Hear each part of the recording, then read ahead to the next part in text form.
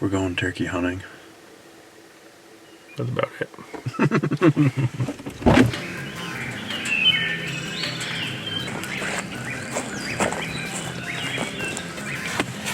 Nice and quick, he says. The plan is to listen for long. That's the first thing. Gotta hear one. I think he's gonna be to our left, or where the last few have been, and cross the road. Last night I had a bird, just a hen. 2 nights ago that hen had a gobbler with her. So she wasn't alone 2 days ago. We're hoping he's around here somewhere this morning.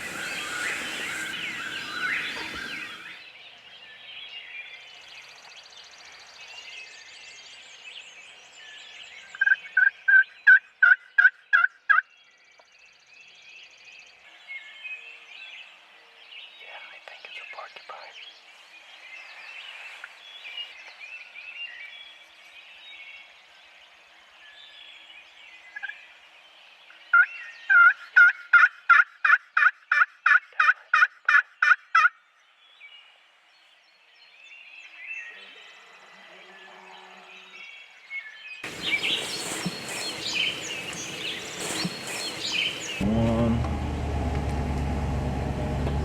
There's Tom.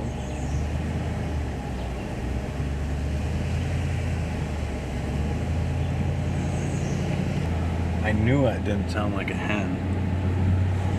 Want to just turn around and go back? Huh? He's not gobbling. I knew that didn't sound like a hen. Never gobbled. The thing never gobbled. No. When he flew down, I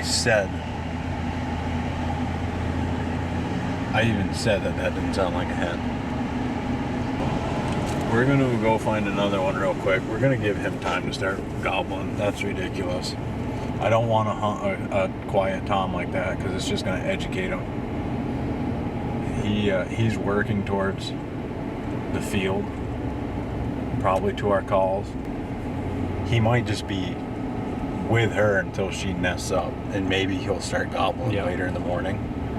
Let's go find you one down on the state land, see if we can't make it happen, and then we'll come back,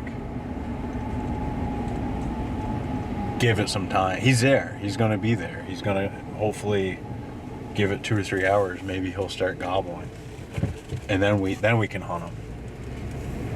Anyways, so we tried the property this morning, and it was quiet. We heard some fly down. We drove the loop, and when we came through, there was a mature gobbler with a hen headed towards where we were calling. So he's a little henned up, never made a peep on the limb. So we're gonna give him time. We're gonna go try this other spot, kind of run a ridge, try to get one struck up, see if Luke can't kill it. So hang with us.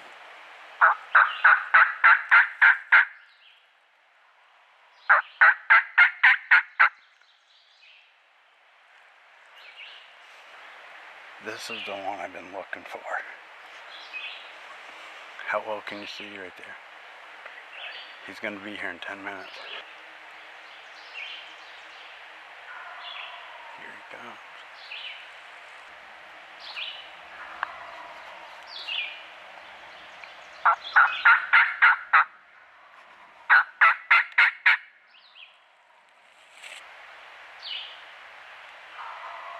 He's not that far. He's closer than he sounds, I will say that. He's probably 80 yards right now.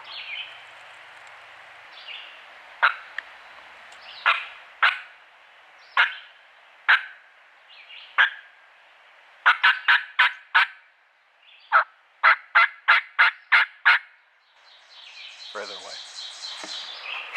Logging though. Walking right down the logging. Yeah, they do. They take the path of least resistance. So So, a little bit of action. A little bit of action, but not what we were looking for. He might have picked up a hen by the sounds of it. So we're gonna keep on moving around. We gotta find one that's that hot, but without hens around.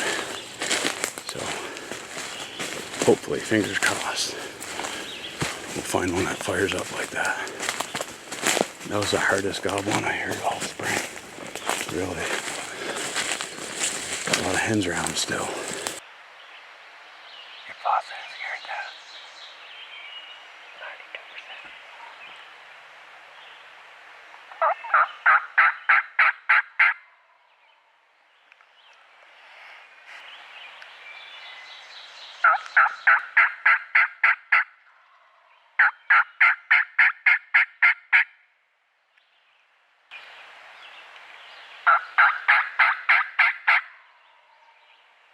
Coming in to the left. They might be following the road. Oh, okay, cool.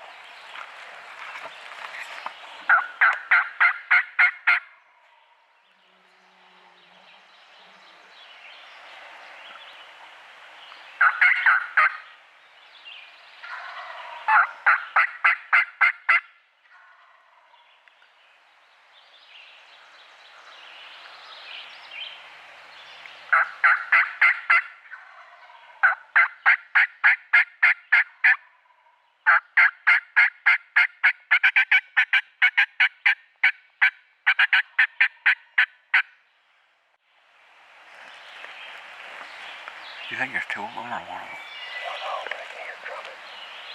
You can hear the drumming? Yeah. Hopefully it can come over to the right. You hear that? No, I don't. I can hear it pretty good. Where does it sound like it's in front of you? Or? To the left. Okay. Oh, there he is. No, he's gonna show up right in that opening. There he is. He's coming. Yeah, let him come.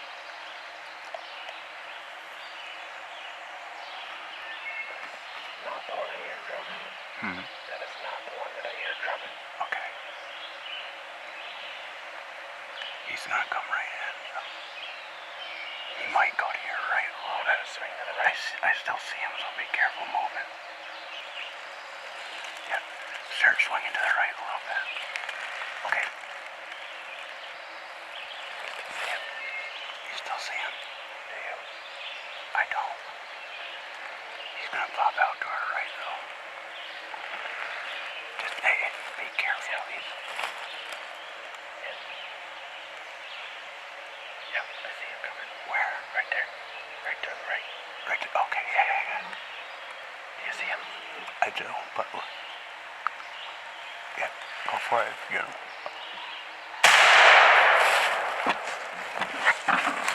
You got him. We're out here filming over in New York. We weren't quite sure what the plan was going to be today, except for just try to find one. Fortunately, we found one that was gobbling pretty good finally. It has been quiet. We actually had one that we were set up on this morning that was fairly close to us.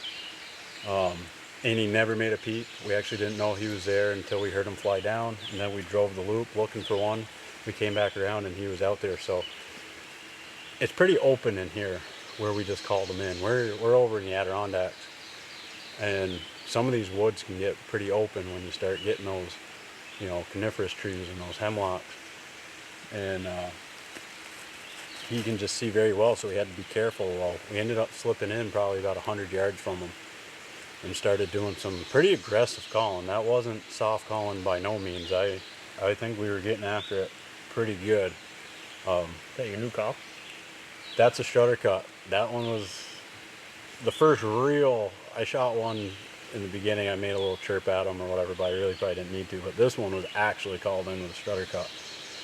Beautiful sounding call. I will say it is so much fun enjoying this with friends. I mean, that was, to be able to sit back and watch you connect on that bird was just, it made my year, you know, it really did. Made it better. I mean, it was good just being here and being able to hunt, you know, that kind of makes your year. But just one more memory. And we definitely won't use all this interview because it's super long and it's YouTube, so you guys only watched about 2 minutes of the interview and then went to the next video. So you see that.